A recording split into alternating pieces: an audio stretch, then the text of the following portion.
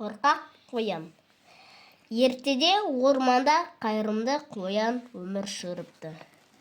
Қоян кішкентай аңдарға көмектеседі. Аңдардың жоғалтқан заттарын тауып әкеп береді. Себебі қоян иісшіл дыбысты жақсы сезеді. Барлық аңдар қоянды жақсы көреді. Бір күні қоян орман ішінде жүгіре секіре шаршап қалады. Ол өзінің қарны қатты ашығанын сезеді. Қолына дорбасын ұстап бақшаға келеді. Қоян сабырдың иісін тез сезеді. Өйткені қоян сабырды жақсы көреді. Қызыл сабыздерді суырып, ашықпай дорбасына салады. Осы кезде бақшаны суарып жүрген Мағман ата қоянды байқап қалады. Ақырын келіп қоянның дорбасына қабат салады. Мағман ата жасырынып қалады. Тықыр еткен дыбысты естіген қоян қорқып кетеді. Жан-жағына қарамайды. Қолына дорбасын алып, орманға қарай қаша жөнелді. Осы күннен бастап ол қорқақ қоянға айналады.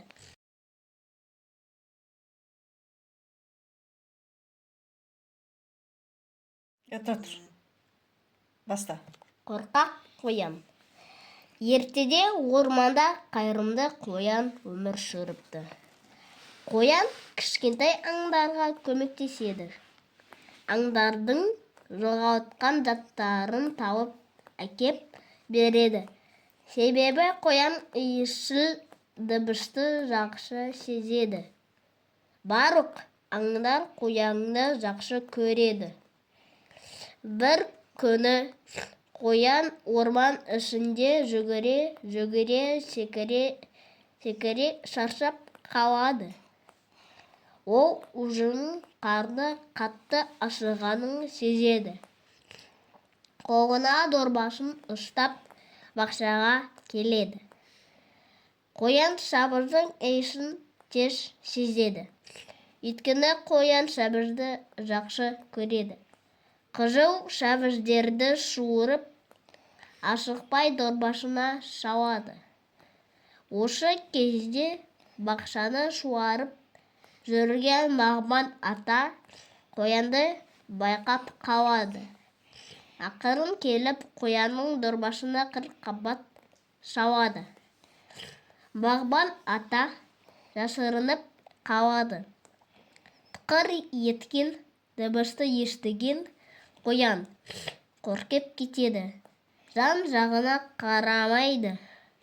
Қолына дорбасын алып, орманға қарай қаша жөнелді.